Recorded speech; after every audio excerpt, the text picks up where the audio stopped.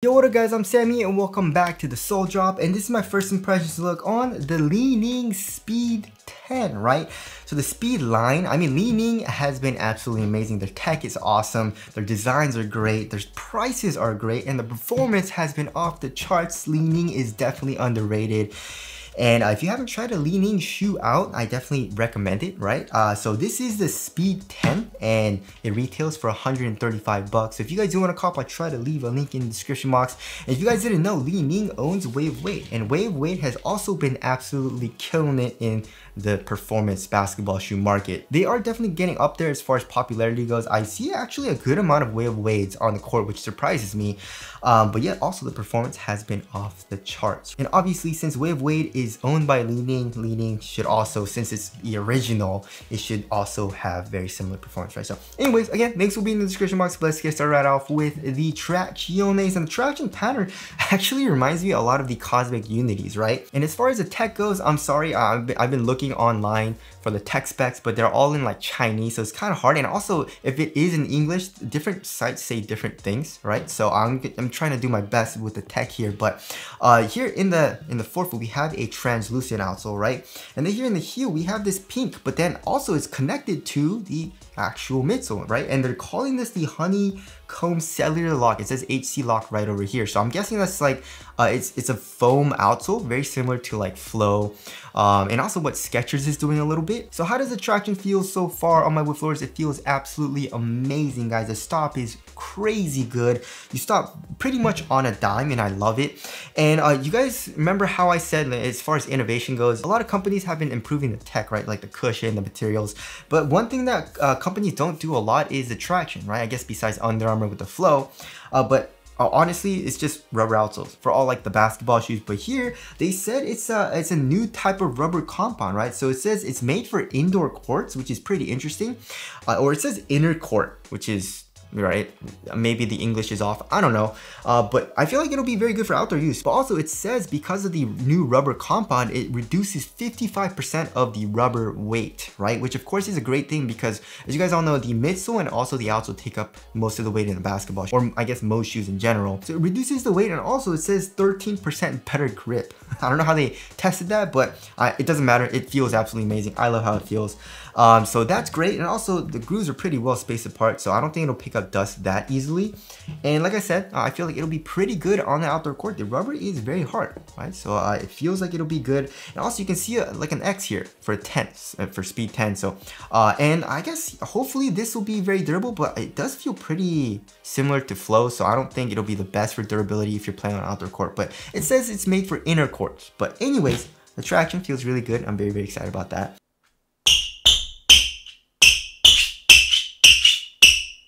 Now moving on to the heel to toe transition, it feels very smooth here in the Speed 10, right? So here in the heel, we have a very, very nice curve shape, and this midsole doesn't really compress it that much, but it's actually kind of soft, so it doesn't feel super clunky, right?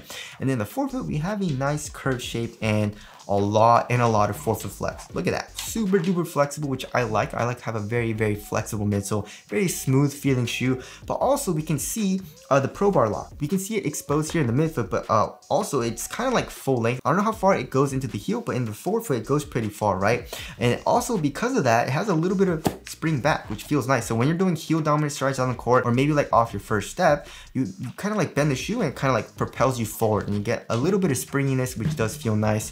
And because it is plastic, it's not super springy. Like for example, in the Wild 10, the Wild 10 has like a full length carbon fiber plate, which makes it feel a lot springier than plastic, but it's still pretty nice here in the Speed 10. So I really like that. And now moving on to the cushioning setup, right? So the cushioning setup is just full length boom, and it feels very, very nice. Also, it says something on the website called Light Spring Tech by Li-Ning, so I don't really know where that is, right? Maybe it's also this foam here in the heel, I don't know. But anyways, it's full length boom, and it feels extremely nice, and it feels very similar to the AC12. That's why I have the AC12 out, right?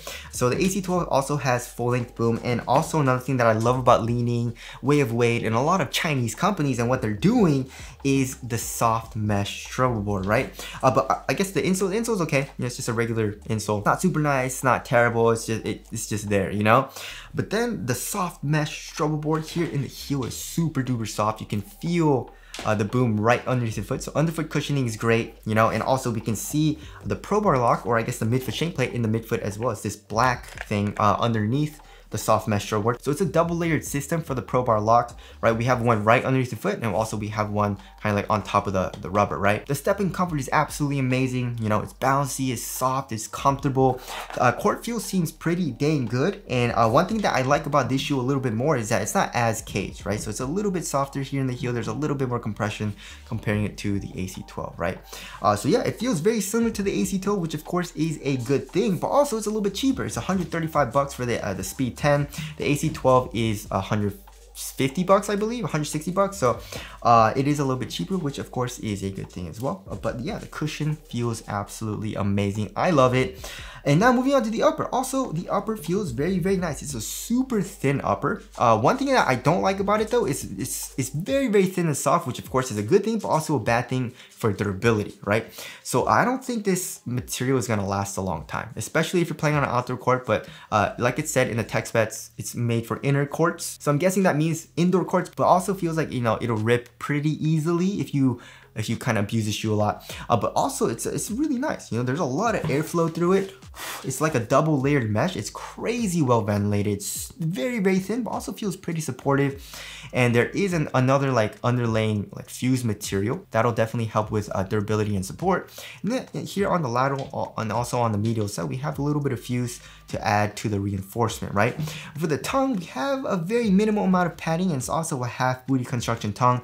And also here in the forefoot, we have the solid system, right? So it's basically just these two little straps that the laces go through, right? It's basically just an eyelet, and it kind of goes down through this double layered mesh. So when you tighten it, it kind of tightens over your foot a little bit, giving you better support, right? Better lateral support and stuff like that. And then here in the ankle area, we have very minimal padding too, super duper minimal. So it's a very minimal upper, which I do like. It doesn't feel cozy at all, so if you want a cozy upper, this obviously isn't the best option, but it's a super minimal upper, right? And I guess it does feel overall supportive, but I mean, if you're looking for a lot of support, obviously this is not going to be the best option. But I mean, for me, it'll probably be good. I don't need that much support. So there's that. Moving on to the fit. So I went true to size, and this shoe fits me extremely well.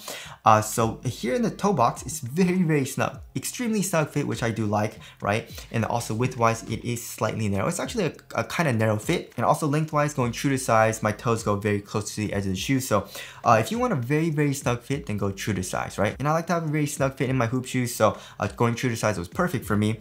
But if you want a little bit looser, then go up half a size. I still feel like it'll be kind of snug. And if you have a very wide foot, probably go up a full size.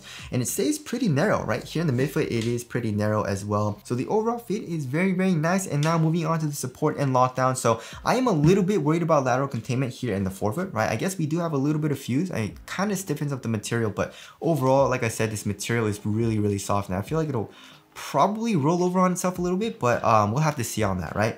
But here in the midfoot, I guess the boom cushion does come up a little bit to act as a sidewall, and also here in the heel we have basically, it's a pretty interesting system. It's the outsole, but also the midsole, and also an external heel counter, right? So it's a pretty cool system, but also that'll help for support here in the heel.